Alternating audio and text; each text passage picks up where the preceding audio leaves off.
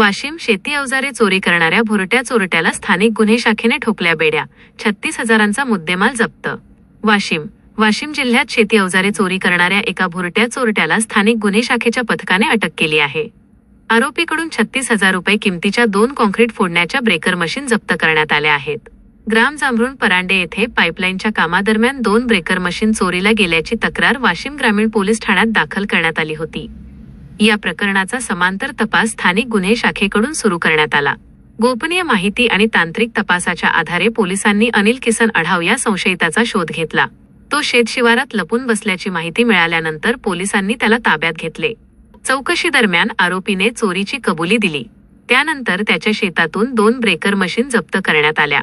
आरोपीने आणखी काही चोरीच्या घटना केल्या आहेत का याचा तपास सुरू आहे.